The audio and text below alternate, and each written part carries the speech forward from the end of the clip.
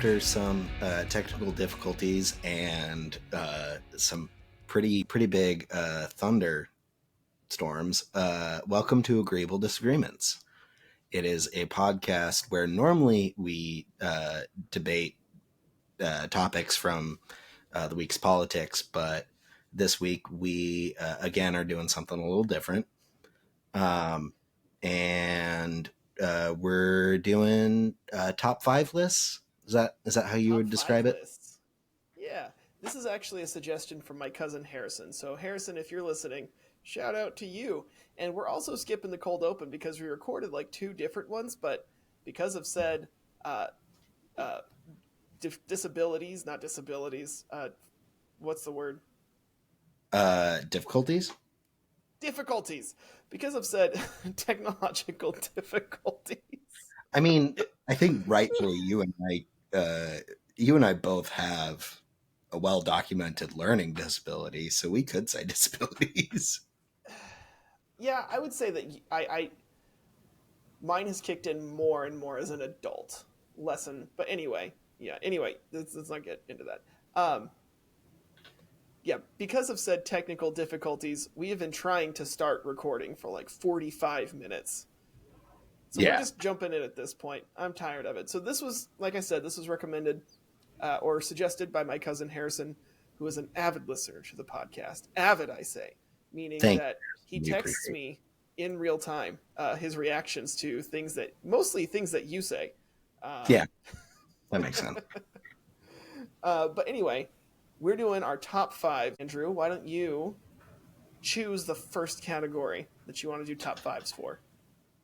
Let's do. I mean, you and I kind of met with the background of music. So let's do. Do you want to do bands or top 5 albums, which is more specific? Wow, that is a hard choice. Let's do albums because I feel like bands it's going to be, oh yeah, they listen to this, they listen to that.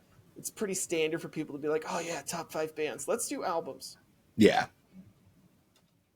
And I mean, I guess albums kind of combines both questions. Au contraire, one of my favorite albums is by a band that I rarely listen to. That's fair. One of my top 5 albums is by a David Bowie album, and I don't really listen to that much David Bowie, but I think it's a perfect album. Yeah. All right. So let's go at it. You want to start off then? You can talk about your David Bowie album or another one. I mean, yeah, I guess I'll start off. So I think in the number 5 place, I would have. I'm gonna say. Oh God, I can't think of the. Oh, I'm gonna say "Banana Wind" by Jimmy Buffett. Oh my gosh! What? Why? First of all, because it's a great album. It evokes just pure like summer laid back vibes. Jimmy Buffett is the kind of the soundtrack to my childhood. My dad was really into Jimmy Buffett when I was growing up. We even like for listeners who don't know, I've sailed my entire life. And anyone who sails or any self-respecting sailor loves Jimmy Buffett. And in fact, self-respecting. Yeah. In fact, one of our boats we named Jollymon after a Jimmy Buffett song, which is not on Banana Wind. But whenever I hear that album, I immediately am taken back to some of the my best summer memories as a child. Wow. Okay. All right. Okay. My first one, I think. Actually, no. Hold on. I'm going to question some of this. Jimmy Buffett. Yeah. What's wrong with Jimmy Buffett? It's so much of the same. It's not. It's very much not. And my mom and my aunt are gonna rip my eyes out the next time they see me for saying this, but I don't get how people like his voice. Oh no, wait, hold on. They're Barry Manilow fans. They also like Jimmy Buffett, though. They talk about Jimmy Buffett. They're still going to rip my eyes out when they hear me say this, but I don't get Yeah, it. everyone over 40 loves Jimmy Buffett. That's besides the point. And I'm not talking Margaritaville. I'm not talking Cheeseburger in Paradise. I'm talking Last Mango in Paris. Or I'm trying to think of another song. Delaney Talks to Statues. Schoolboy Heart. I'm talking the B-sides. Wow, so not only are you like into a B-side artist, he's not actually a B-side artist. He's got a ton of top hits and awards and everything, but you like Yeah, the B-sides of a B-side artist. So here's the thing. Jimmy Buffett's catalog is massive. Oh yeah. And he only I've gone to 2 concerts. The first one when I was 5 years old, which is a questionable parenting choice by my dad. But a couple years ago I took him to a Jimmy Buffett concert to pay him back, and he only plays the hits. But that's like 2% of what of his music catalog. So and a lot of the popular stuff does sound the same. It's very much boat rock, but his That's songs fair. that aren't, boat rock, are actually really, really good. So I just pulled up his Wikipedia page, and he's got 32 albums. Yeah. Studio albums. That's not That is, including, I think, his live albums, his compilations. Live, yeah. That Yeah. is insane. Yeah, he was super prolific. I legitimately cried when he died last year. Well, and his most recent one was last year. Was it really? Yeah, Equal Strain on All Parts was released in November of 2020. Is that a posthumous release? He completed it before his death, so it was completed. He just never got to see it released. Okay. Okay, well, and now my roommate is taking a shower, so I apologize for any of that you're picking up. I thought you were just pissing your pants, but now no, we know you have an excuse. I'm not. I didn't say that I wasn't pissing my pants, but what you're hearing right now is not that. I told them that I was recording. So my first one that I'm going to say is going to be, I think, surprising. This is the one that's from a band that I don't listen to. You probably are going to hate me for not listening to this band, but it's Radiohead's OK Computer. I actually am not a huge fan of Radiohead. Okay. Yeah. I like most of their Creep, stuff. which I think is on OK Computer. I don't think so. Is it? I don't know. See, here's the thing. I don't listen to this album a lot, but I listened to it once because my uncle, who is a huge music fan, just in general, loves a ton of different wide range music. He was saying, you're I like cutting Radiohead. out. And I was like, I never got into it. And he said, listen to OK Computer, because even if you don't like Radiohead as an album, like none of the songs are terribly great as singles, but as an album, it's a really solid album. And I'll be honest, he was right. It's got, it looks like the singles from it are Paranoid Android, Let Down, Karma Police, No Surprises, and Lucky. And okay. Yeah, I know none of those songs.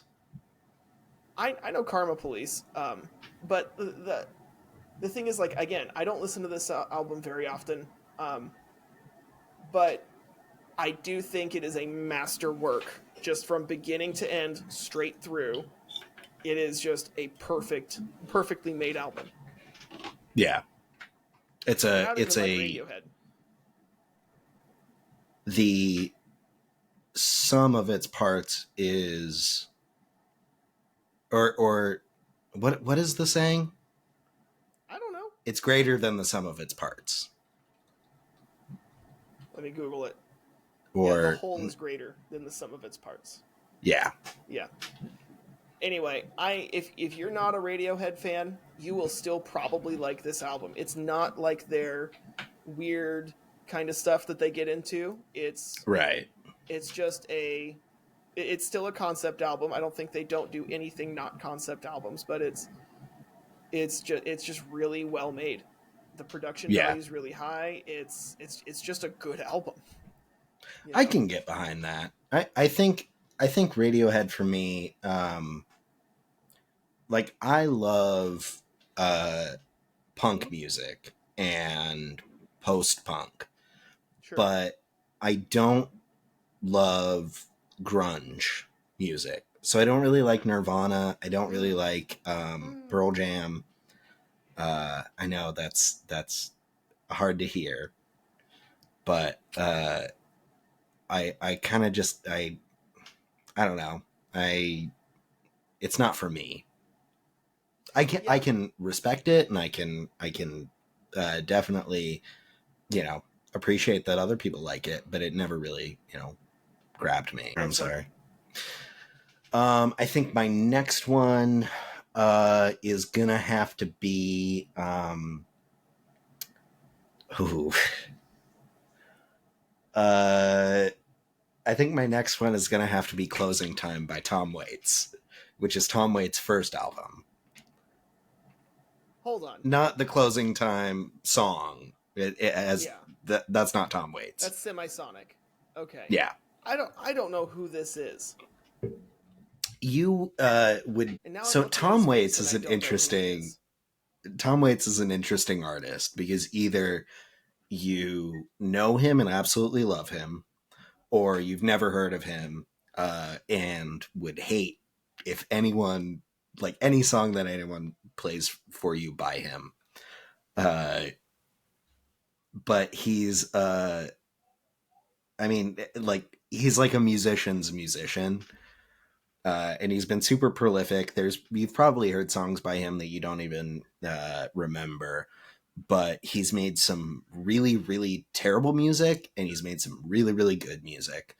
And Mm-hmm. Closing Time is his first album, and it's before like you listen to like just any Tom Waits other than this album later, and he has like this really gravelly voice, and it's just really strange.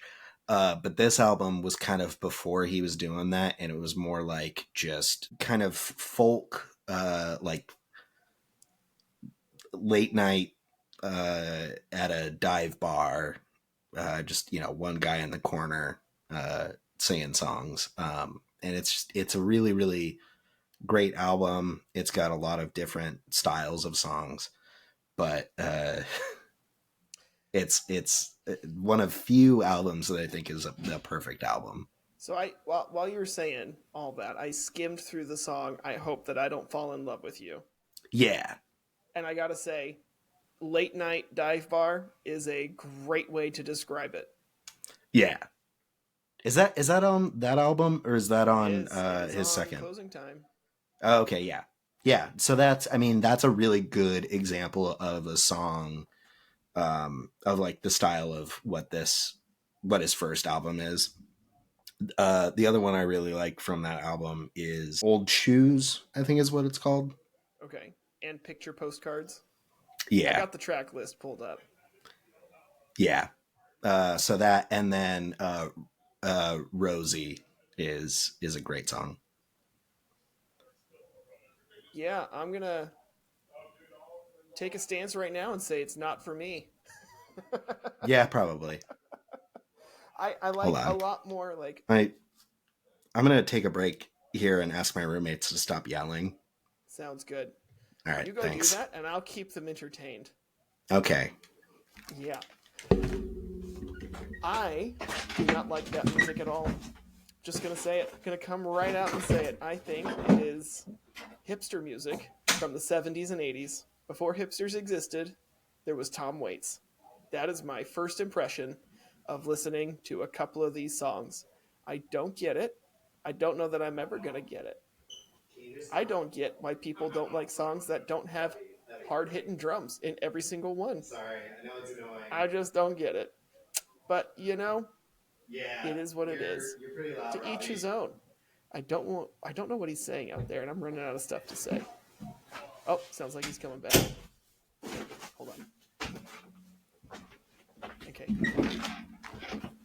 And that's when Andrew's naked butt was shown all across the school.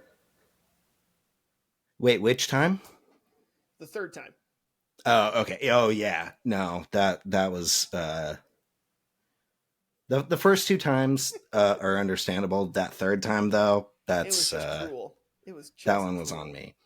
Also, that was my roommate from like 3 rooms away. Oh, wow. Yeah. Okay. Well, my next one I think is one that you're going to agree with. Okay. It's Coldplay's Viva La Vida. That's a great album. It is a Wait, solid album. isn't that album called like Freedom and All of Her Friends, or Liberty and All of Her Friends? Death and all of Death. his friends. Death and All His Friends. I know that it has the painting, I forget who the artist is, but like the cover is It's the French Revolution. I think Liberty leading, yeah. Which is one of my favorite paintings. Fun fact, when I was in college, one of my roommates, and I love this guy to death, I want to say this outright, one of my most eccentric friends, definitely my most eccentric roommate, his name was William Walter Arnett III, and he always introduced himself. That's a great name. It is, and he always introduced himself by his full name. It was never, "Hi, I'm Will." It was, and he was a theater guy too, so it was always, "Hi, I'm William Walter Arnett III." That goes without saying. Anyway, I love Will. Love Will to this day. I'm sorry, you love who? Will. No, that's not his name. Oh, I love William Walter Arnett III. Thank you. But there was this one time, and it didn't make me mad or frustrated or anything. It was just like, okay, this is how it is now. But I left my house, the house that we were living in that day, and we shared the room.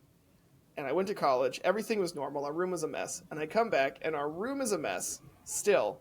But he has gotten a full wall height printing of Lady Liberty leading the people, the same painting that is the cover of Viva La Vida. And he's just hung it up on the entirety of the wall. Did he purchase this, or did he like go to Kinko's and have them printed out for him? I'm pretty sure it was an Amazon buy. I honestly don't know. All I know is that I come home one night and I'm like, is that something on the wall? Whatever. It's 11:30. I got to get up in the morning, and I go to sleep. And then I wake up at 7 in the morning. I'm like, why are there boobs on my wall? This is a BYU. Look, it's art. Yeah. It was just I had a similar wall hanging when I was a freshman in the dorms, except it was Kate Upton. Wow. Classy. Which is not not the same. Still boobs, but different context. Anyway, I really like Viva La Vida. I think it's a great album. The head single is probably their biggest hit to this day, which is Viva La Vida. But I would say Clocks, maybe, from Rush of Blood to the Head. Well, let's see. It is, you know what?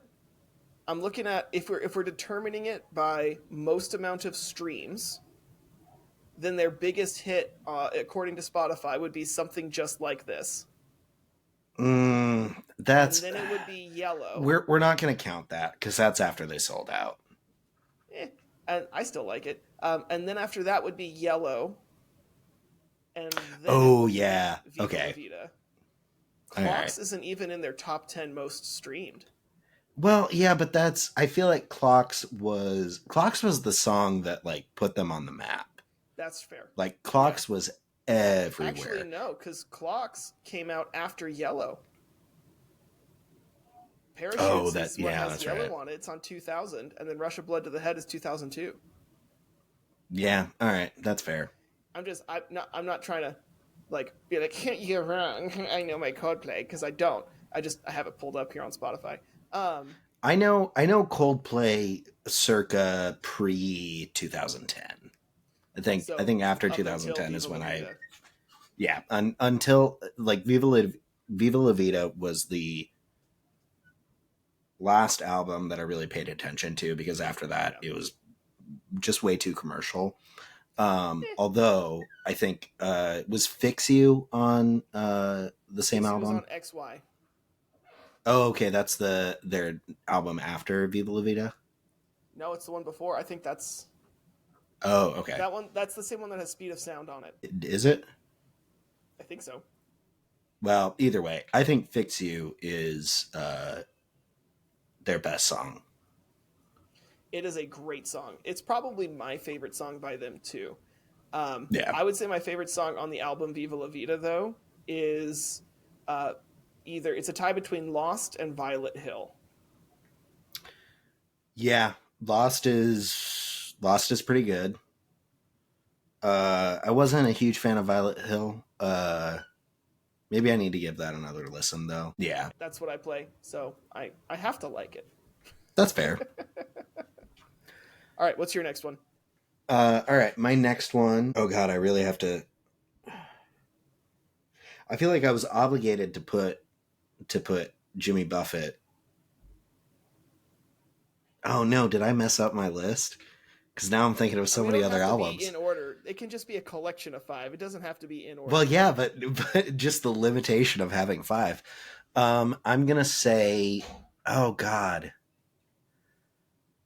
I mean, I'm all right. I can't not include this one, but I'm not gonna list it in my five. So honorable mention is "Goodbye Yellow Brick Road" by Elton John. If everyone knows that's a masterpiece of an album, we don't need to discuss it. Okay, because I would Um, disagree, but keep going. okay, you're wrong. Hold on. All right, now my number three is "Goodbye Yellow Brick Road" by Elton John. What what could you possibly have to say negatively about? I'm just picky about my Elton John in general. Like, I like Okay, Benny and the Jets. I like that's on a Goodbye Honky Yellow Cat. Brick Road. That is all I like. Saturday Night's all right. Um, Everything else on that album Wait, is just Benny doesn't and the really Jets do it on for me. "Goodbye Yellow Brick Road"? Benny and the Jets is on there. So is Candle in the Wind. And I'll be honest with you, those songs Oh just kind of yeah, annoy me. They just annoy me. that's you know what? That's fair. You know what? Maybe Honky Chateau might be my. No, you know what? It's moving back to honorable mention. Uh, uh, yeah, Honky All right, Chateau keep going. Keep going. might be a better Elton John album. All right. So for number three, I'm gonna say, and you're not gonna know this artist, Jack Garrett. His second album, "Love, Death, and Dancing," and I will give you some background onto why, as to why I really love that album. So Jack Garrett is kind of a. It's hard to pin his genre, but the way I would describe it is like singer songwriter meets electro pop meets like blues, like Stevie Ray Vaughan blues. Um, and I really loved his first album, Phase, and then like right at the beginning of COVID, after 4 years. Oh well, I guess I should say after he released his first album, he won a bunch of awards. He won the uh, BBC Critics' Choice Award and the Brit Award for Upcoming Artists, which other artists who have won both of those awards in the same year have been people like Sam Smith, Adele, Ellie Goulding, James Bay, uh, Rag and Bone Man, like people who went on to become big artists. But he kind of, after like 2016, when he won those awards, kind of went away. And then fast forward 4 years later, he suddenly releases his second album right in the middle of COVID. And I joined a Discord group he also joined that group. And basically my entire 2020 was spent just kind of hanging out online with these people who love this artist that I also loved. We and it's like half of us were in the U.S., half of us were in the U.K. But was it 4 years later? I still talk to them every day, and in fact, that's how I met my friend Andre, who wrote our theme song. Oh, He was the cool. front man for Halcyon Club, and he wrote "This Life Is Tough But Fair." Um, Huh. That's how it all so connects. yeah, Well, so it's more now I about can't the nitpick this experience of album. it. What? Now I can't nitpick this album. Well, you can, Okay, because I'm going to. he's in the process of writing a third album, and I'm really worried because the music he's made in the last 2 years has been questionable. Hmm, It's been a little too much like house, like club music, basically. sure. But some of the songs that he's kind of teased at that are going to be on this third album, I'm actually a little optimistic about, but we'll see. Okay, so here's my issues with this album: Love, Death, and Dancing. Right? That's the one. Sure. Okay, I don't get it. I mean, like, so I skimmed through a couple of these songs. I get Yeah. why it's popular. They sound great. The songs sound really hit poppy. Like, it's a good Are you mix listening to of. it right now? I've been popping around a couple of songs on the album. Oh, okay. Um, and I'll be honest, first impressions, I could get into it. I like it. Sounds good. I get why you would like this. This sounds like Yeah. some cool stuff. Here's my problem. There's 4 discs in the album. No. Well, okay, well, Spotify is splitting them up by disc 1, disc 2, disc 3, disc 4.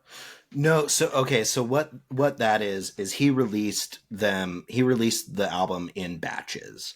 So like Gotcha. February of 2020 he released I think Time, Mara, and Return them to the one. yeah, Return Them to the One. If they're organized by the same. Okay, so that Yeah. makes more sense because I was going to be like, all right, you know what? That's kind of weird that there's only 3 tracks on each disc, but that makes more sense. My other thing was going Yeah. to be like, okay, if the album is called Love, Death, and Dancing, I could see you having a disc called Love, one called Death, one called Dancing. But there's 4 discs, so which one's which? And what's the Yeah. fourth one? No, so that's not at all what it is. He just for whatever reason, because of COVID, because of artistic choices, he decided to release them kind of in batches. Sure. Some of the songs are songs that I don't care for, but overall, the album as a whole I really like, and he also, in tandem with the release of the full album, which came out June 12th, 2020, um, he created like cohesive, like he created music videos for Hmm. some of the songs on the album, but all of them can be played back to back, and you can go onto YouTube and watch the full thing. They can be played back to back, and it's a cohesive, like really long music video. And then after that, like shortly after he released this album in June, um, he starts coming on to the Discord and like Wow. actually interacting with us. And there were about 400 people in total that were part of the Discord, but there was maybe 20 of us that were there regularly, and so we actually kind of got to know him a little bit. We would do video chats, and then he suddenly went through a divorce, Oof. and he kind of went to the Discord chat as a distraction. So like by October of that year, several times throughout the week, like there was like a core group of us, including pretty much most of the people that I, am still friends with and talk to every day. So there was, us and then him, and we would like do the thing where you start watching like a movie on Netflix and all sync to the Oh, same yeah, yeah. time. Mm-hmm. And so we would just watch like scary movies during the whole month of October. And it was cool, like, to kind of get to like hang out with your idol, Yeah. and kind of interact with them in that way. It eventually all kind of went south, but for the time being, it was a really fun experience, and it was like the highlight of um, my COVID lockdown period. That sounds really awesome, honestly. Yeah. Okay, so my next one I think is going to be on the nose for me. Okay. Um, you're going to be like, okay, yeah, I get it. Journey. No. Oh. Ooh. Do I need to change a little bit of my list? No. Oh, boy. Well, I'm not taking this one off my list for sure. This is my favorite album of all time, and it is Green Okay. Day's American Idiot album. Okay. Yeah. That's a great album, It is a honestly. solid album, just like on its own as a rock album. It's got a cool story to it too, like how they actually came up with it, even if Yeah. it's not true. So the idea is that they were recording an album called Cigarettes and Valentines, which was a mixture of like originals and covers of, or sorry, filthy covers, dirty covers of like Christmas songs and stuff. Um, Oh, interesting. and they were Is like, that how the song "Holiday" like came about? Because that's on that album, "Ooh, right? it is on the American Idiot album." I don't know. I'll be honest. I don't know, but Okay. I'm gonna say probably not, just because the story goes that the tapes were stolen um, from the studio, and I don't know how much I believe that, because in the 20 years since then, someone would have leaked those tapes. Yeah, somebody would have sold them Yeah, at Sotheby's or yeah, something. exactly. However, regardless, it makes for a good story. It gets some more hype, and the true part of it is they were working on an album, they scrapped all of it, and then Yeah. they, in the space of like a month, recorded the entire American Idiot album. And it is all purely inspired by how much they hated George W. Bush. Yeah, that I mean, With the exception that's of with the what's exception the of first line to Letter Bomb? Where have all the riots gone? and yeah. I mean, Yeah. that's a great song. That's a great line. That kind of speaks to that like thing that I like about punk and then post punk. Um, that I think Green Day is a really good kind of continuation of like the punk scene, Yeah. uh, much more than like the grunge Sure. artists. And what I just really like, it's clearly a lot of anger, but it's also a lot of dealing with anger. Yeah, And I don't have anger issues, but when I do get frustrated, it's great to just turn on some Green Day and just relax, you know. yeah, But also, as someone who is fairly libertarian, I can really get behind the whole "the government's not, out there for your best interest" kind of message that they have a lot of, especially on this album. yeah. Um, by the way, the first lyrics to Letter Bomb, because I know that on the off chance that someone comes in and hears this, is not "Where have all the riots gone." That is the first line of the second stanza. The first Oh, line okay. is "Where have all the bastards gone?" Oh, that's right. But The is where have all the bastards gone? the Oh underbelly God, what's the stacks up 10 high. The dummy failed to right? crash Dummy test, failed to crash test, collecting collecting unemployment employment checks. checks like a flunky A along for the ride. flunky just along for the ride, and Yeah, then it's where have all the riots gone? yeah. Oh, it's just such a good album, like on its own. And you've got the single "American Idiot," um, but The worst I song on that album. I would say the worst song on the album is "Homecoming." Oh, I don't know if I know that one. Yeah, see, that's the reason it's the worst song on that album. Okay, that's fair. um, Was Jesus of Suburbia on that one? yes, that is the Okay, second one. that's a great song. It's a great song. I think the best one is "Boulevard of Broken Dreams." I think maybe I just think that one's overplayed. It definitely is overplayed. It It's not a definitely bad is. song. It's just overplayed. But that doesn't mean that it's not a great song on the album. Like That's I fair. love the way the chorus hits when they come in with just this big crash of everything. It's great. Sure. It's All right. great. I would also say if you don't listen to a lot of Green Day, um, Saint Jimmy is a great song to pick up with. Jesus of Suburbia is like Green Day's version of, wow, I look really dumb right now. It's Queen, Bohemian Rhapsody.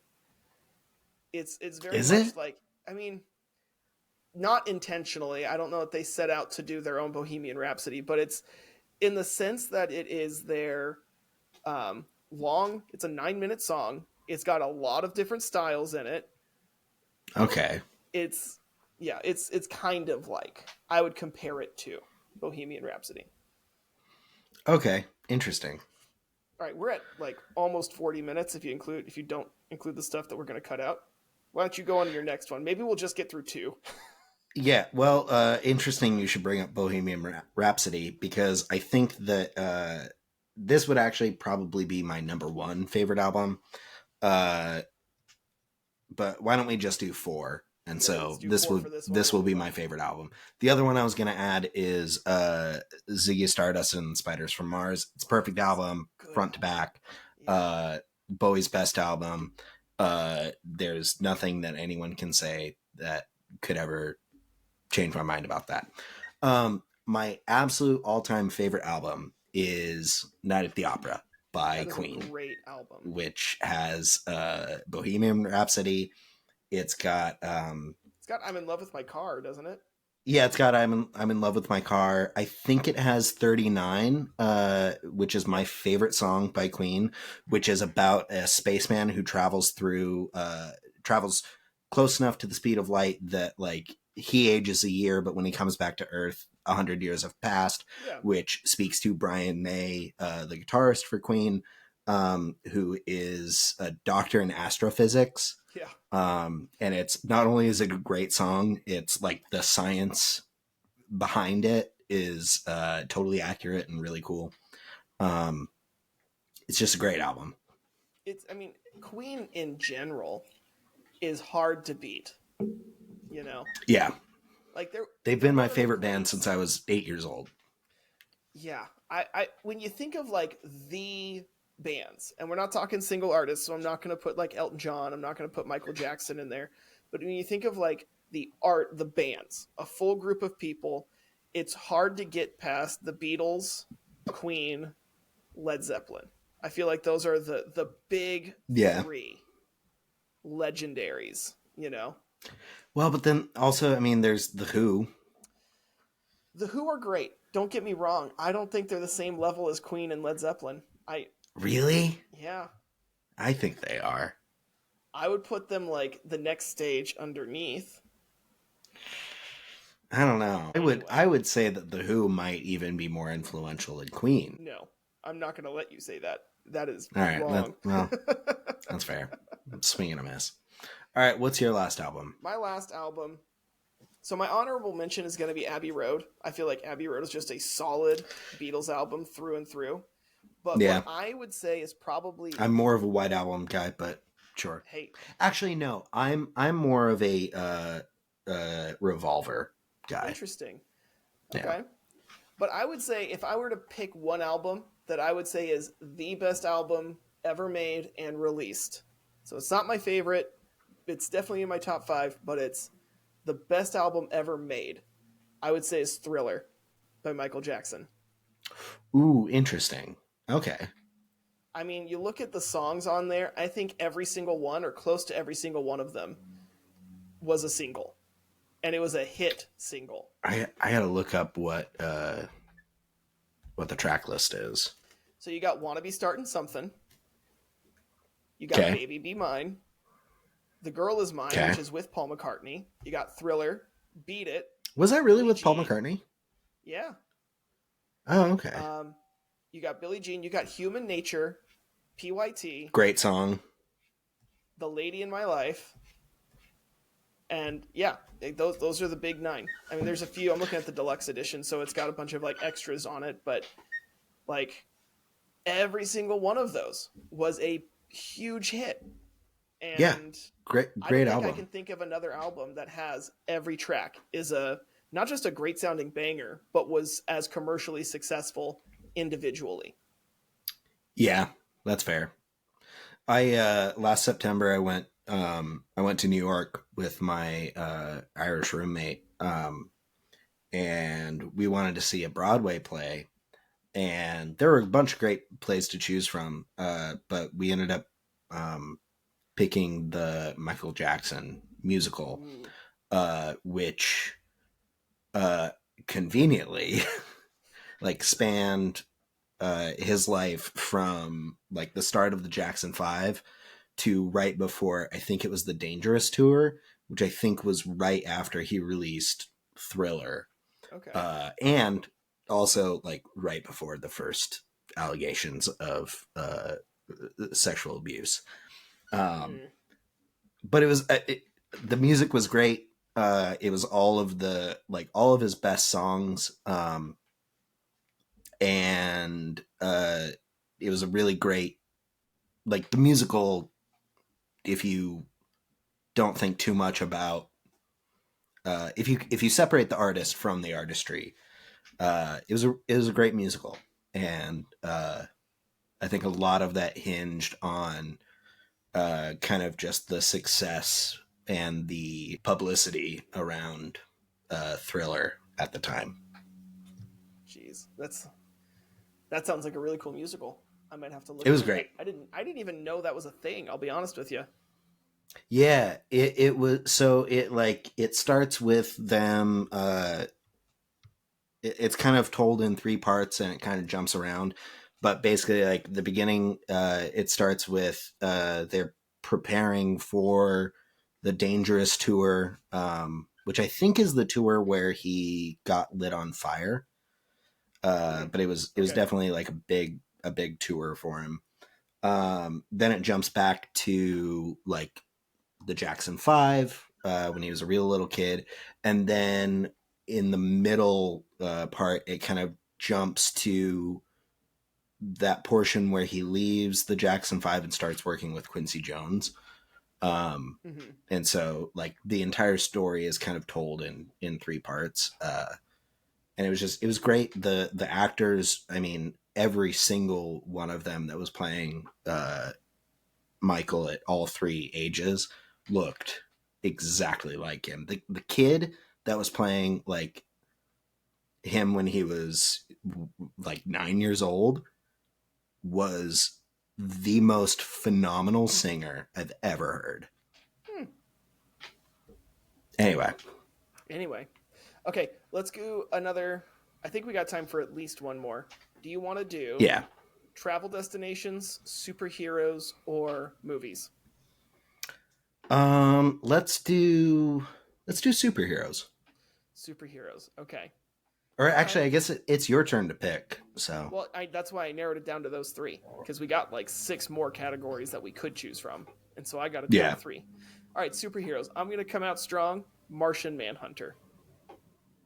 I have no idea who that is. Oh, did you ever watch the Justice League cartoon?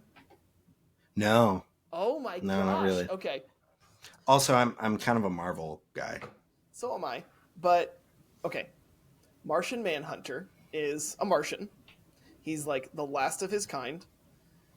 He can shapeshift. He can go through walls.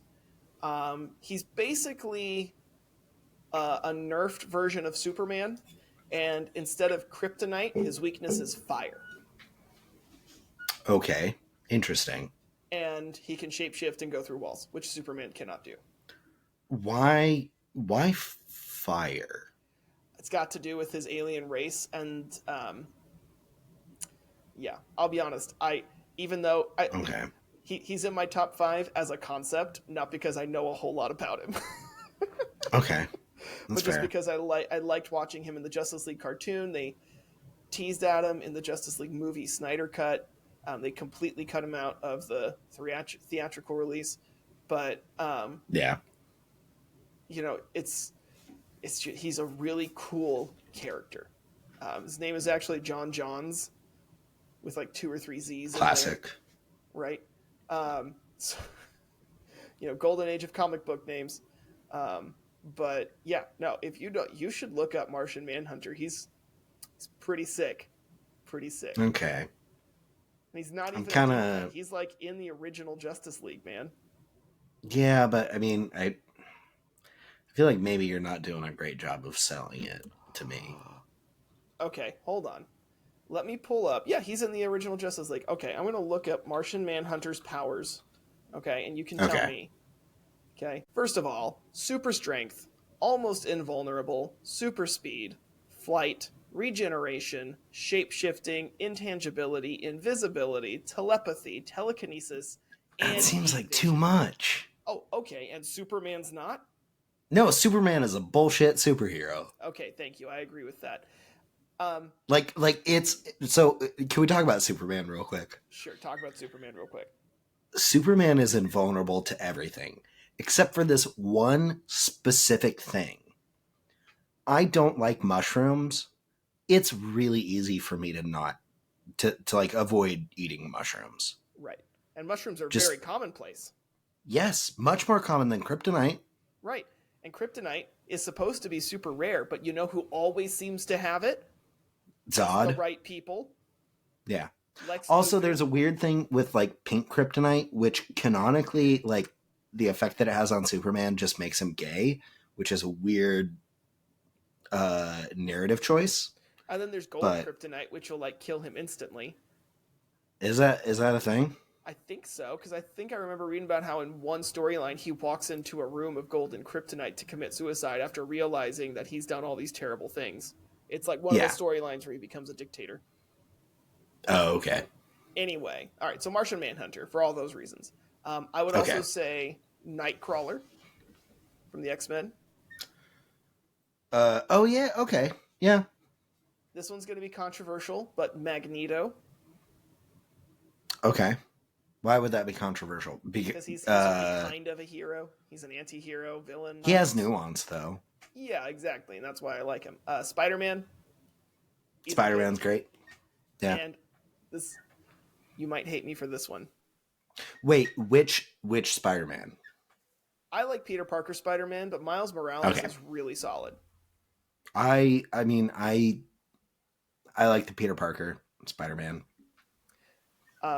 My number one, I would say the other 4 are pretty much a tie, but my number one, by far, and this is not a joke, is Aquaman. God, oh no. Yeah, Aquaman. And I liked it before Jason Momoa did an amazing job representing him on screen. Yeah.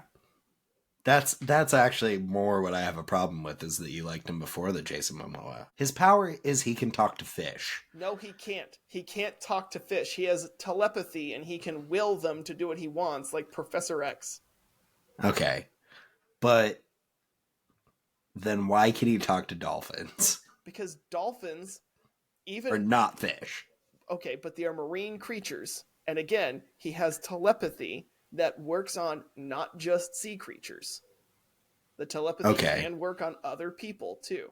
And since then why does he dolphins, only exclusively use that with sea creatures? He doesn't. Then why is he Aquaman? Why is he limiting himself? Okay.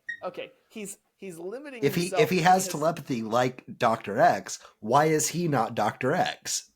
Okay, because and Professor X. Sorry, Professor X. I'm sorry, Patrick Stewart. I didn't mean it. It's because he is an Atlantean first and foremost. And to be clear, Sure. the telepathy was limited to marine creatures up until the New 52. However, it is usually, even in the New 52, it's almost always used just for sea creatures, but it can touch with, interact with anything that is sentient. The reason he's limited to the... Again, why is he limiting himself? Because he's an Atlantean, okay? Because he is of the ocean. He is from the ocean. He is an ocean dweller, right? That's like saying Why does Radagast only work with forest creatures, right? Because that's all he's around all the time, you know? That's what he knows the best. All right. Possibly. You mean possumly, because it's Radagast. That's not That was it's not objectively what I meant. terrible. That was a terrible joke. That was. I like Nightcrawler is probably really high on my list, though. I like the idea of being able to teleport just instantly. I think that's a Yeah. really cool power. Um, Magneto, like you said, lots of nuance, and he's just crazy powerful. Like, I don't know that everybody realizes from the movies and much of the comic books, he is holding back like 95% of the time. Oh yeah. Yeah, absolutely. But so is Spider Man. Spider Man pulls his punches constantly. Yeah, but that I think so like in the case of Spider-Man, that's kind of what makes him heroic Yeah. is that and like so I just watched like literally yesterday just kind of as like background uh wallpaper video wallpaper I watched the new Tom Holland Spider-Mans, which I love the original Okay. like Tobey Maguire Spider-Man's. I know people have problems with especially number 3. I still really enjoy them. But I Yeah. think Tom Holland is the best Oh Spider-Man. yeah. Um, and I think that's like that one of the final fight scene where he picks up the Green Goblin's glider Oh and is yeah. about to, impale him, and then Tobey Maguire comes in and like gets in front of it. Like that's why that scene is so impactful Oh is yeah. because like you can have total empathy because the Green Goblin first of all, spoilers, I guess, but if you haven't It's been seen this out for movie like by 40 now, years. yeah.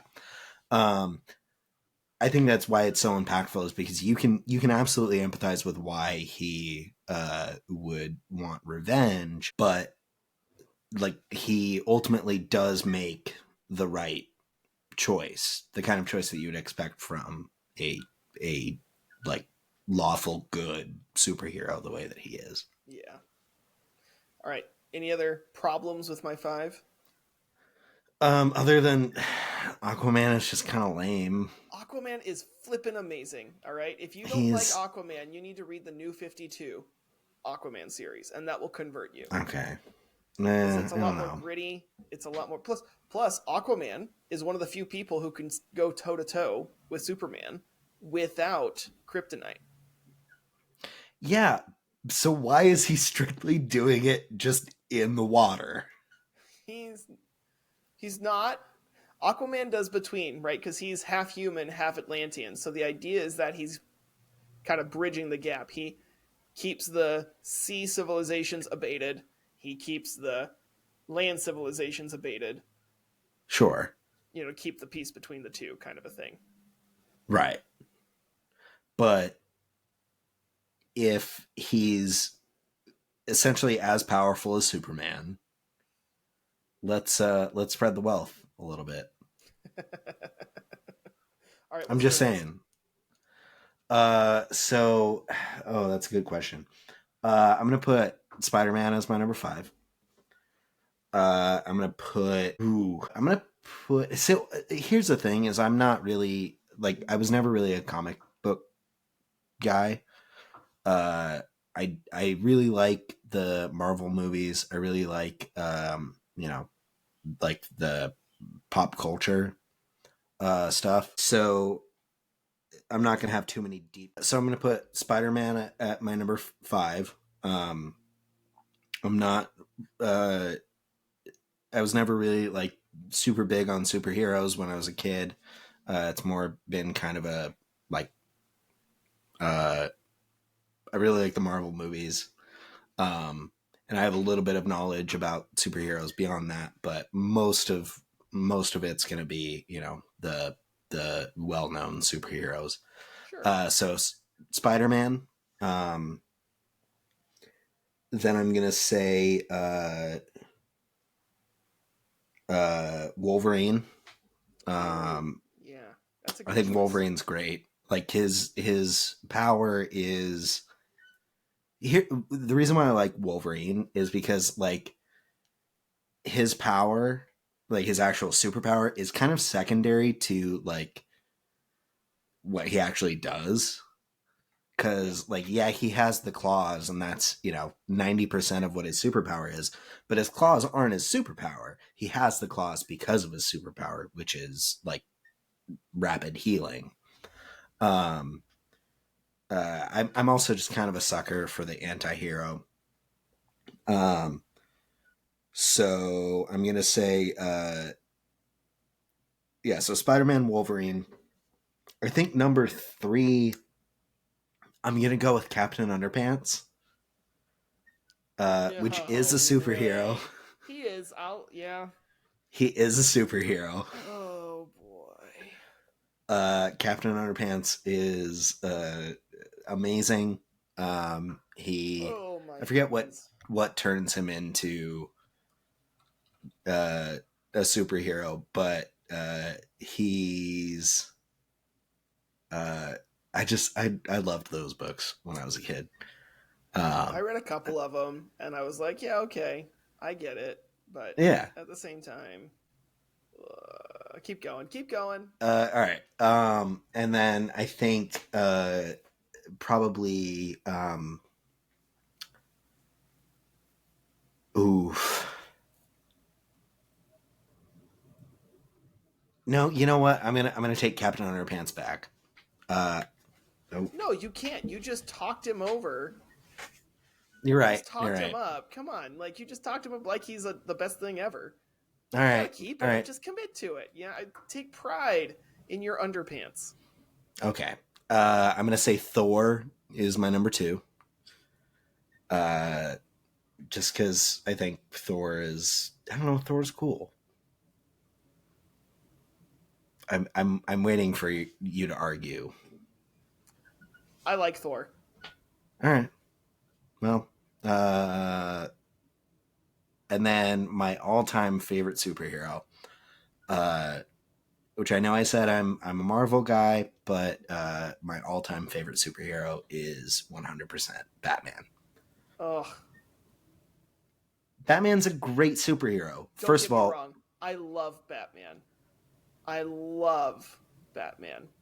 But outside number of the comics, one, best media, the Batman cartoons, the movies, the costume. Also, like okay, yeah, he's super rich, and that's kind of his superpower, but he's able to go toe to toe with every other superhero, and he's like for the same reason, like Iron Man. I love Iron Man. That's who I was going to replace Captain Underpants with. But I think I Iron Man is really just like, happy Batman. yeah, he's just more. He's Batman, but with slightly less tragedy in his backstory. Sure. Um, but I like that, like it's like he's a superhero, but really, like his superpower is his intellect, That's fair. and Yeah. it's like it doesn't require you to actually be super. It just requires you to do the best with what you have, which in Iron Man and Batman's case is unlimited amounts of money. Look, I have nothing against Batman. I agree. He's got probably the best media, the best video games, best cartoons, best movies. Um, my only problem is that he's everybody's favorite. Yeah, because he is the best. Is it because he's the best, or is it because Yes. he's the one that everybody knows the most? Well, why do you think? So it's kind of a chicken and the egg question. Yeah, Is he the best because everyone knows him, or does everyone know him because he's objectively the best superhero? I will say, I don't see a movie out there called Aquaman versus Superman. yeah, fair. I mean, like, I really do like Batman, and I'll be honest, the Robert Pattinson Batman is, I think, one of the best superhero movies ever made. It's a great movie. I think one of the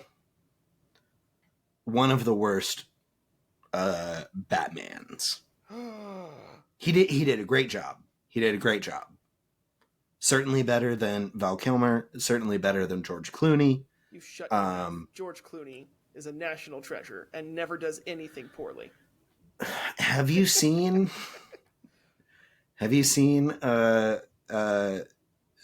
Batman? Is it Batman Returns? I think Is that Batman and Robin? It's Batman and Robin. Yeah. Have you seen that recently? It is a spectacular film. It is. Okay, thank you, because I'm glad that now I'm not the one that needs to bring up the nipples. Why? Joel, if you're listening, why? Yeah, because Joel Schumacher listens to our podcast. You never know. But the question needs to be asked as many times as it takes. Why?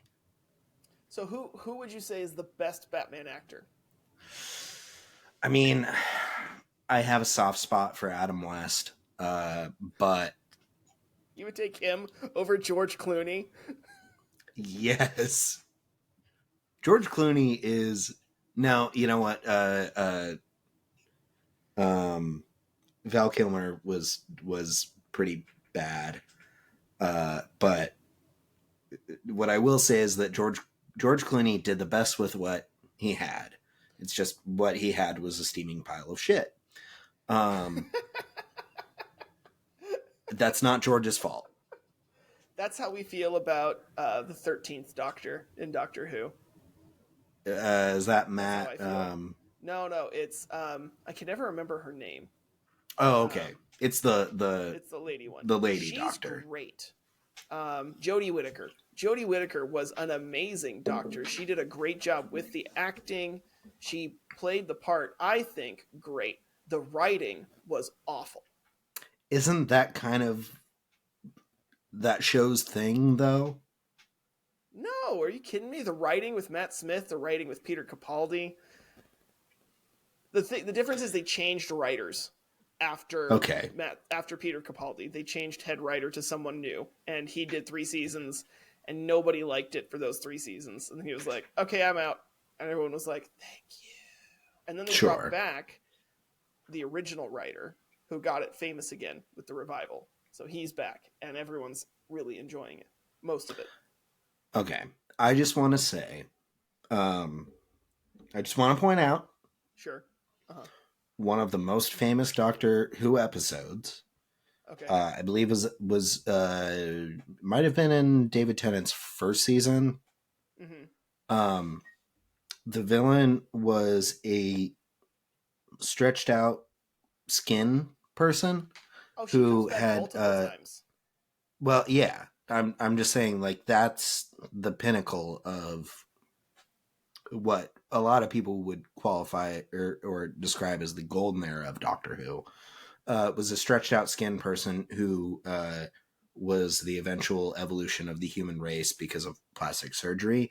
And that's like the best that people point to. Okay, no, it's not. It's not. That you clearly have not seen the show. I am not a Whovian, but I know about that villain. So it's not that she is the evolutionary end, it's that she is the last surviving member of the human race. I would say that's the evolutionary end. No, well, that's just a different way to say the same thing. The way you phrased it made it sound like the human race has progressed to the point where all she is all humans are stretched out skin, when really she is the last surviving human, so that is actually all humans are at that point. Yeah, but it's not like we have selectively bred ourselves to be that. It's she was super rich, realized she's the last human, and keeps herself alive. And ends up a sheep being hung up like a hide that's being tanned. Painting, yeah. But I would say, no, that is nowhere near the best episodes. The best episode, I think it's one of the most, in my opinion, it's one of the most well-known episodes. I'm not saying it's the best It's episode. one of the most well known because of how weird it is. You got to there's two sides of Doctor Who. There's the well there's the really action packed heavy hitting side, and then there's the quirky weird side. Sure. And just like with any science fiction, and Doctor Who does it leans really heavily into both. Like just as much as there is a skin lady, there is also a species of aliens that is a shadow government of the human race that you forget about anytime you see them. And they do this really Yeah. cool horror kind of thing where they'll just suddenly have tick marks on their hands because that's how many of them they see. That way they can remind themselves, oh, I'm seeing the silence. Yeah. Just as much as you have that, you have an alien species that starts a fad diet in the planet or on the planet Earth where you take a pill and the motto is a pound of fat walks away. What you don't know is it literally forms its Walks own away. being and separates itself from you like mitosis and then walks away. Yeah. And at the end, they're all floating up to the mothership like these flesh marshmallows. It's weird. Okay, Look, it's weird. I'm not talking shit about Doctor Who. What I'm Yes, you saying are. is that, well, okay. More what I meant though is that like it being kind of a bad show is part of the appeal. That is true.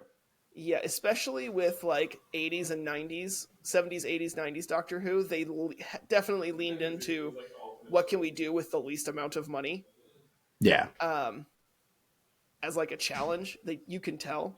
I would also say though, if you are going to try to get into Doctor Who, watch any episode with the Weeping Angels, Okay.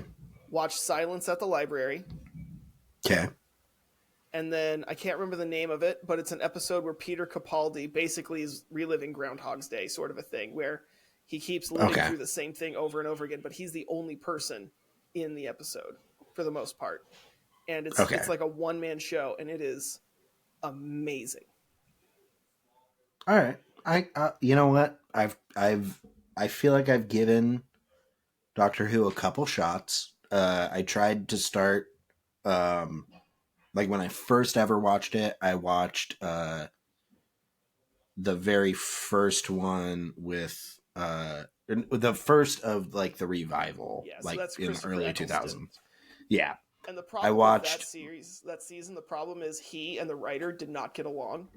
Yeah, And so it's bad because you can tell he doesn't want to be there. yeah, he was a bad doctor. Rose, what's her name? Rose Tyler. Rose Tyler, I thought was a great sidekick, which is why she carried on, I think, to season 2, right? Season 2 and Which 3.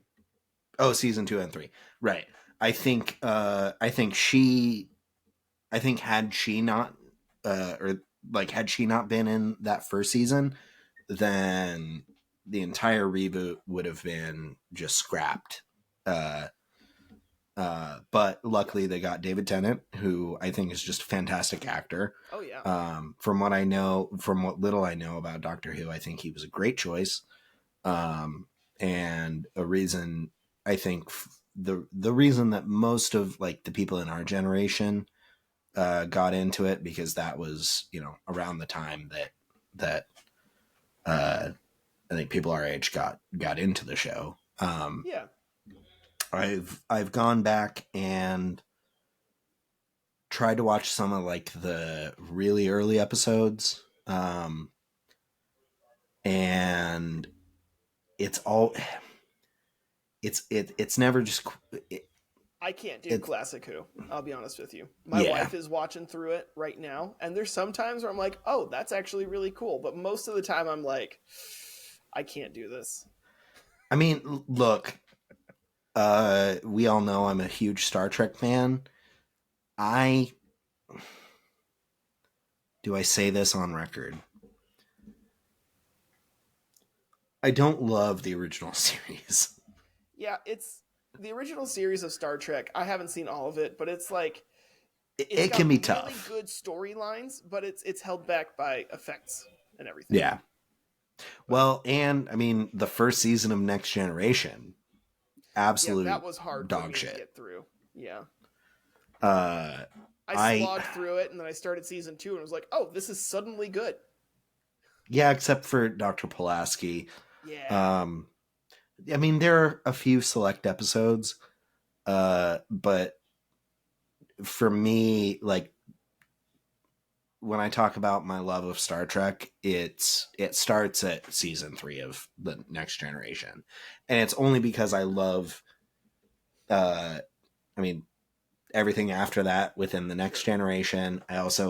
I grew up like right when I grew like when I started watching Star Trek, which was pretty much as soon as I could remember watching TV. It was the last few seasons of Next Generation, Yeah. but then like Voyager came out and I was just at the right age. Enterprise came out, I was just at the right age. Deep Space Nine is a bad show. Um, moving along. Uh, Hot take. uh, I cannot read science fiction. I hate it. I yeah. can watch it on TV. I can watch science fiction movies all day long. I have only ever been able to make my way through and enjoy Dune. Okay. I actually Um, just finished Dune, the okay, first book. I love the Um, first book. Dune Messiah, also really good, but it's less about the science fiction and more about like him as a character, which yeah. I think is It's why more I of like like the Dune. political intrigue that I feel like Game of Thrones is Yeah, within exactly. like the fantasy genre. But then you look at like Ready Player One and love the movie, could not make it through the first quarter of the book. Really? Yeah. Wow. Okay. It's We just a got to talk about science this. fiction issue. It's just I don't know why. It's just the style that most science fiction writers tend to write in. I'm just But it's it's a really slog. good. I I like the premise. I like the plot.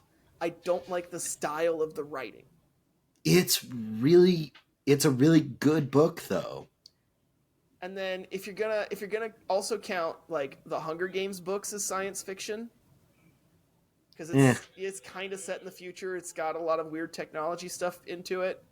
Can't I couldn't make it through the first 50 pages of Hunger Games. Mm, yeah, I'm gonna take issue with that as well. But Ready Player One, I mean, that's a great book. It's a great movie too, Oh, I but love the also movie. the book and the Fantastic movie. movie completely different Like things. most are. Like not even the same plot. It's uh the only thing that the book and the movie have in common is that the main character's name is Wade Watts, and there is the existence of the Oasis. Okay. He doesn't live in Columbus in the book, like he does in the movie. He lives in Kansas City in the book. Hmm. The like the things, the trials to get the keys to the gate, completely different in the books. Um, Literally every single thing is different in the book, and the book is Interesting. way better. But cinematically, they like one of the I think the test for the second key to the gate in the movie is like they have to go through a they have to basically like act their way through The Shining. Yeah. Never happens in the book. In the book, what it is he has to basically like put himself in the middle of the original Zork, Okay. which really like cinematically you couldn't really do with Yeah. a text-based game. Um, Super different. I mean, just totally two uh two different pieces of media, but I think the book is better. Yeah. I think it's written really well. I just and here's the thing. I'm looking at Goodreads. There's a list of the most famous or the best rated, or both, science fiction books. Dune is number one. Love Okay. Dune. Ender's Game. Can't do it. I've But tried. he's Mormon. Yeah, can't do it. Hitchhiker's Guide to the Galaxy. Yes, Obviously great. love that book.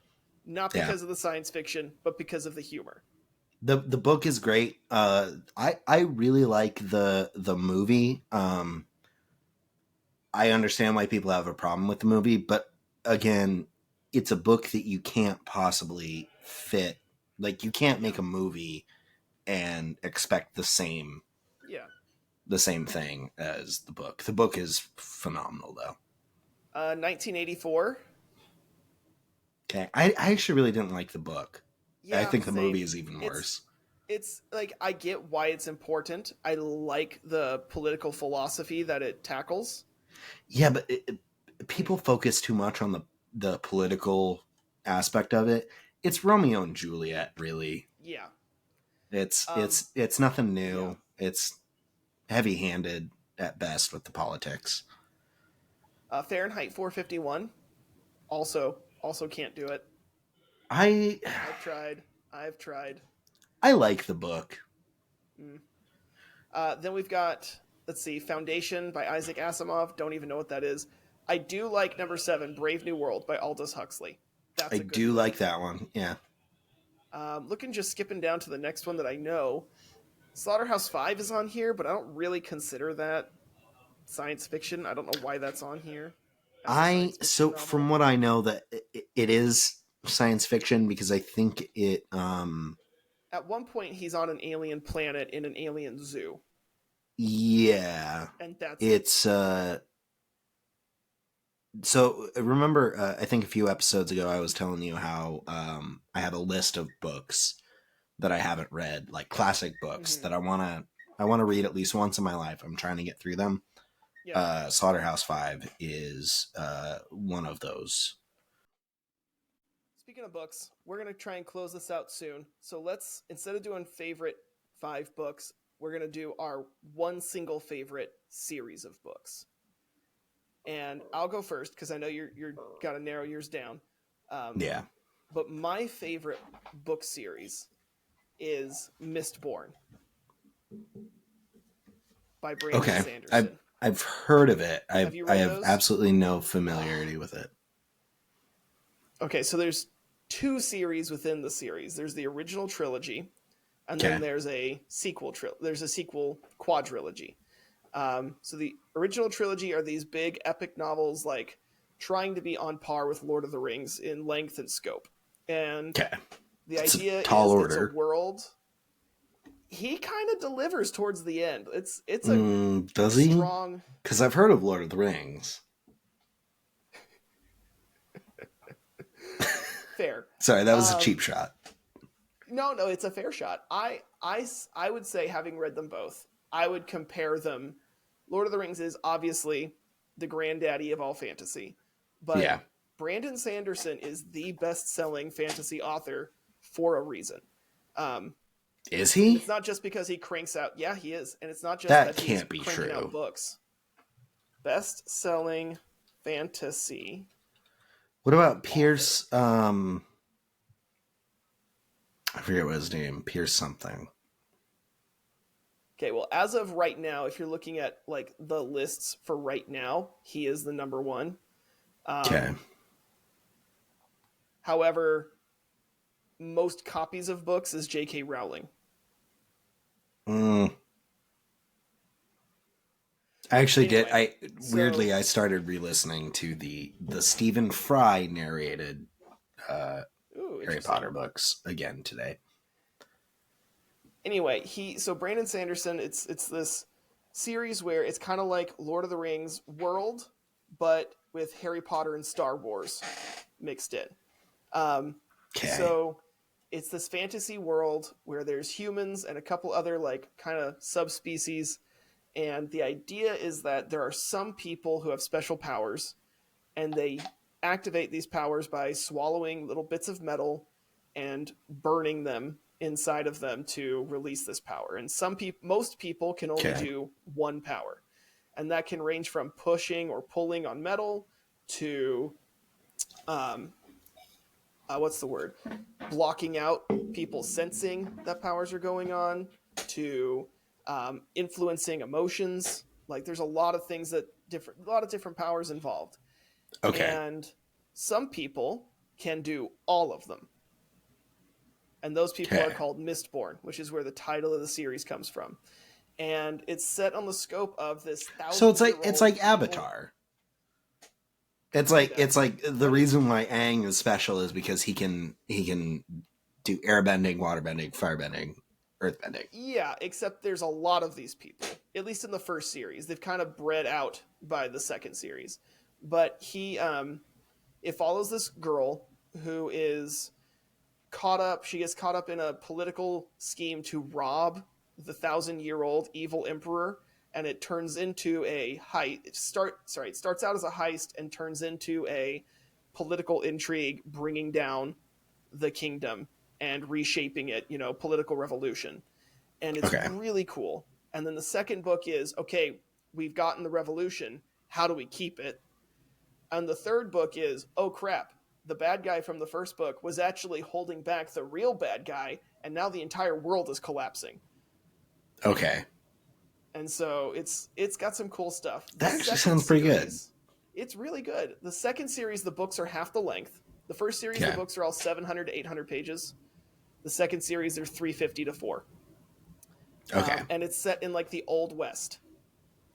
So it's the same world, but now they're just starting to get electricity. They're just starting to get, cars by the end of the series.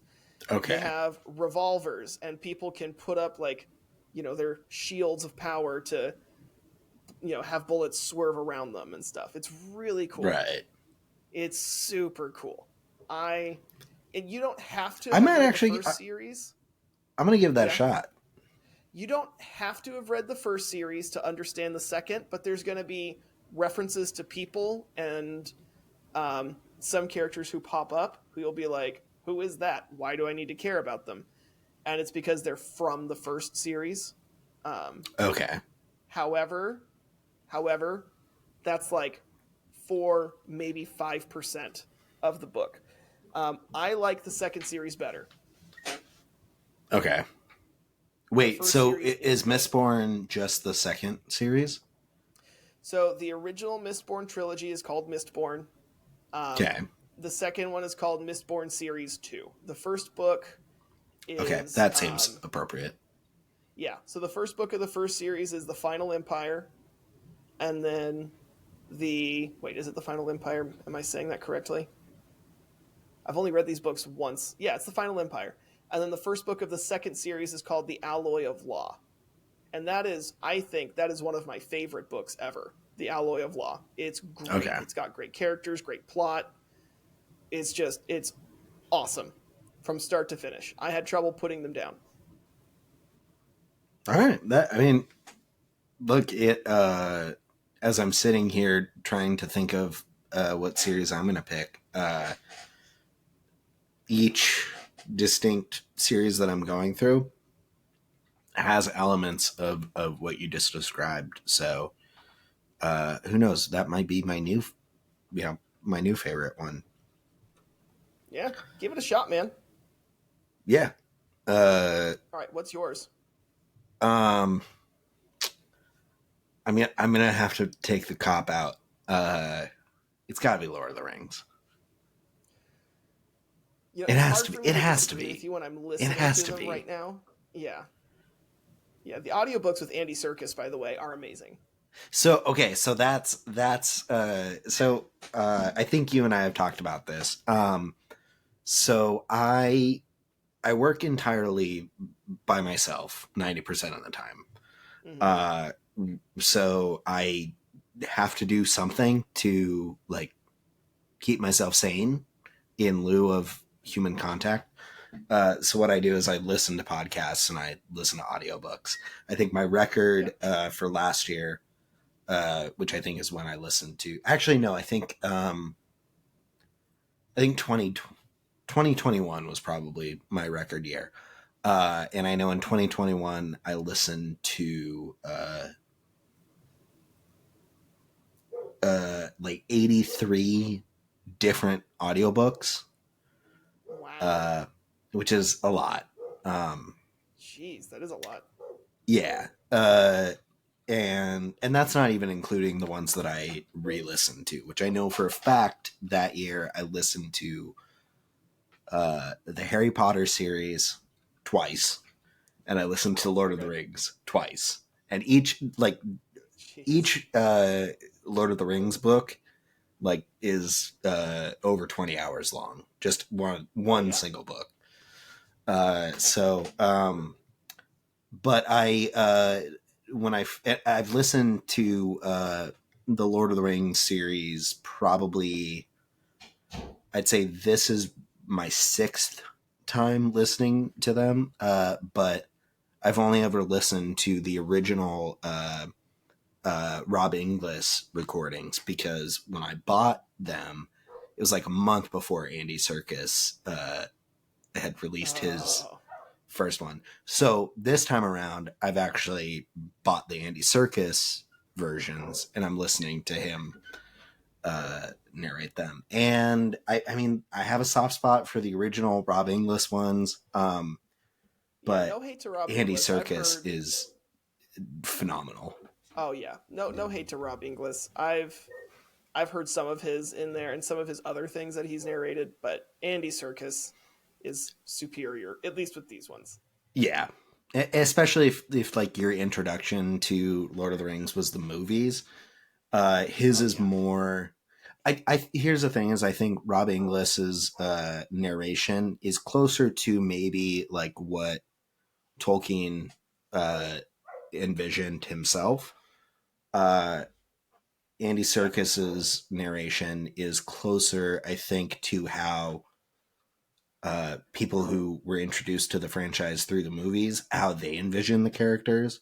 So like when he's Yes. doing, Pippin, he's doing a Glaswegian Scottish accent. Yeah, When and he's it's not just doing, that, but he's trying to do an impression of the guy who plays Pippin. Like you can tell he's changed well, his yeah, voice to try and match it. He's no, that's trying what to I'm do saying is Ian McKellen when he Billy does Boyd Gandalf. has Yeah. a Glaswegian Scottish Yes. accent, Billy and Boyd. so Oh. he's doing an impression of it. He's not really doing an impression of Billy Boyd. He's taking that same accent. When he does Mary, Dominic Monaghan, still Scottish, I think, or at least Northern. I actually don't know where Dominic Monaghan is from, but he's not doing an impression of Dominic Monaghan. He's doing Right. an accent of somebody from the same place. And then when you get to the parts of Gollum, I mean, that's what everyone thinks of when they think of Gollum is Andy Serkis's portrayal of Gollum. Uh, Yeah. so it's a little bit of a Yeah. cop They out, are but great books. they're so good. They are so good. Absolutely fantastic. My issue with the Lord of the Rings is less about the Lord of the Rings and more about Tolkien. In that he goes on and on and on and on about the tiniest little details. Oh, And you then want he to will talk about the also Council of say, and Elrond then in the book? 17 years later, right. Well, Let's no, not just let's not even the Council of Elrond. The fact that he Okay, spends but 10 can we pages address the describing Council how of green Elrond for a second? Rivendell is. The Sure. Council of Yes. Elrond is like a third of the book, and it takes place in about the span of 15 minutes. Right. But it's Right. like Yeah. he goes through the whole like saga of Beren and Luthien. It's like he inserted essentially the Silmarillion. Yeah. And we're really letting our nerd flags fly here. But it's like he takes like the first half of the Silmarillion, inserts it into this book where other things are happening, and they virtually have no effect on the story overall. Um, Yeah. yeah. I just hate how much he does that because he'll walk in. I remember looking at the first book when I read the physical copy the first time. I was like, okay, they're in Rivendell. And then 8 pages later, I'm like, are we still in Rivendell? We haven't even gotten into the city yet. This is all trees. Yeah. He's just describing the valley of Imladris. And then there's also parts where, for me, I like, as someone who picks up on where people are going with their conversation a lot of the time very quickly, it's easy for me to keep up in conversation, but it's hard for me to keep up when people are being very long-winded. And Yeah. so when he's going on about the same thing over and over again, and he's already covered the part that you need to know, and the rest is just nice to know, I'm sitting there like, just get to the point. Get back to Gandalf talking about the ring. I don't need Yeah. to know about Elrond's third cousins, twice removed, boyfriends, nephews, uncles, nieces, Former sisters, roommate. friends, former roommate. Okay, wait. So I know that we said that we were gonna end. Can I just learned something about Spaceballs? So if you follow that train where Lord Dark Lord was it Dark Lord Helmet, Dark Big Dark Helmet. Dark Helmet says Yeah. like I'm your father's brother's nephew's uncle's son's former roommate. Like if you follow that all the way through, what he's saying is that he is what's the main character? Is it Lone Oh gosh, Star? it's been so ever. Yeah, Lone Star. Lone Star. What he's saying is that he's Lone Star's former roommate. Hold on. It like Yeah, let me like look. Hold on. it's Okay.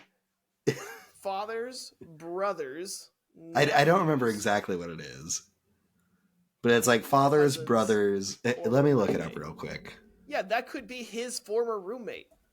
Yeah, because I'm looking at it right Yeah. now. It's I'm your father's brother's nephew's cousin's former roommate. So it depends on who the brother is and how many brothers there are. Because it could be Right, but I'm your there's a cousin's version of former that where roommate. he's saying Where it's I am your former I'm your roommate. former roommate. Yeah. Anyway, God, I love Mel Brooks. Oh man, we can end on that. That can be the fun fact.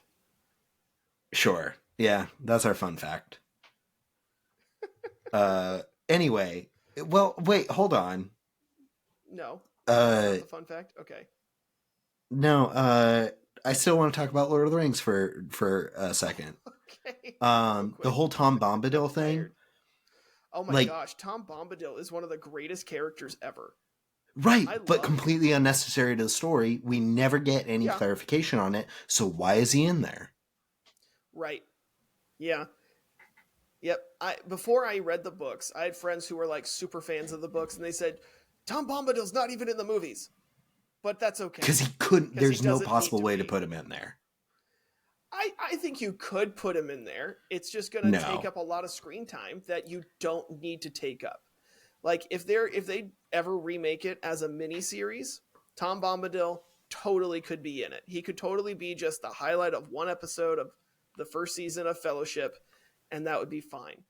not But if they change. Not unless they change Tom Bombadil significantly. He's one of the only characters whose appearance is like very detailed in its description. He's wearing a blue coat. He's wearing like yellow boots.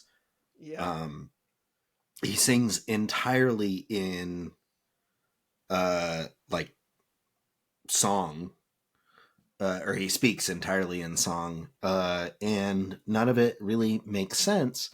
And you never like. There's all these cryptic things like he's been here since since before the trees came to Middle yeah, Earth. And the ring has no power on him. Like he's clearly some kind of divine being, but like if you picture him, it's basically like if you put Paddington Bear smack dab in the middle of like one of the greatest works of high fantasy. Um, and it's Like that's That's so so great. That's totally disjointed. accurate. I mean, look, like seriously, look up a picture of Paddington Bear. He's wearing a blue coat and yellow boots. Uh, Here's the but thing though. also I like I understand why he has Tolkien no put him in. significance on the. Yeah, because Tolkien wasn't the inspiration for, or like the reason why he wrote the books was he was a linguist, and the books are not.